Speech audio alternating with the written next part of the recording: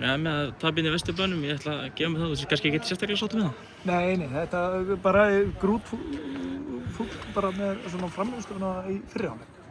Seinni hálfleiku þá allavega var þetta bara leikur og við stöndum fyrir fáið færi og við getum gert það ansi skemmtilega leik en fyrri hálfleiks frammistöðan var bara ekki. Það var margt sem vantaði báðar. Fyrstu 10 mínúturnar bara svona, kannski varla boðlegar? Nei, þetta bara enga veginn. Erfitt að byrja leik í 2-0 undir eftir 10 mínútur? Já, bara einhvern veginn spila þetta upp í hendurnar á þeim bara. Það var enga veginn nógu gott.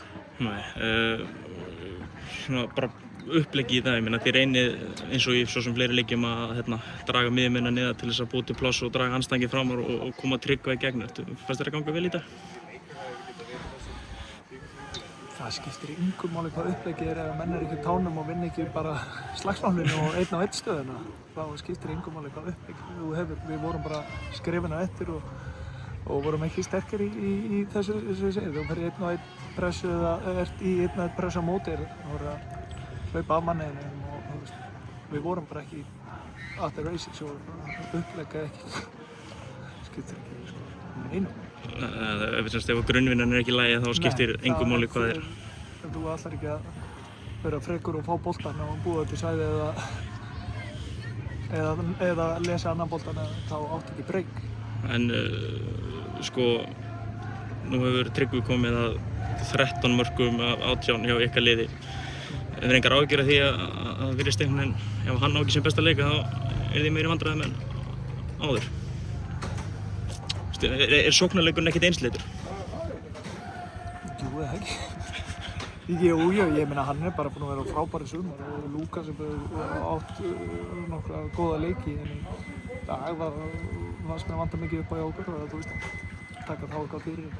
En þetta vitum við að hverju við göngum og þú veist það styttist í Jónatan og þannig að þú veist áhugjefni ekki, við erum ágætt í staðu í töflunum og við áttu fínustu leiki í og með þannig að áhugjefni ekki, nei, en þetta tekur hann svona mótspyrnur og hann með í öllu. Þú talar ágætt í staði í deildinni, 10 stigum eftir Víking, 7 stigum eftir KR, það er alltaf ásættanlegt samt fyrir valið það?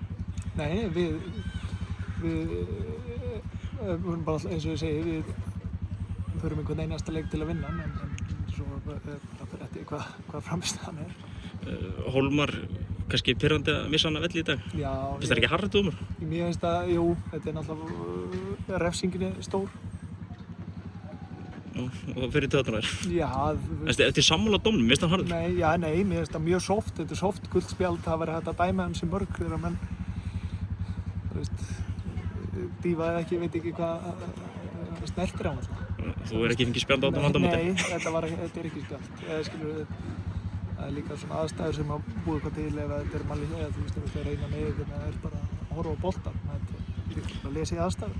En aðeins Tryggva, ég meina, nú er hann að renna út á samning og liðið mega að byrja að tala við hann. Er eitthvað frétt í þeim efnum? Eru þið að reyna að endursemja við hann eða hvað er að gerast? Já, við erum löngum byrjað á því. Og hvernig lítur það út?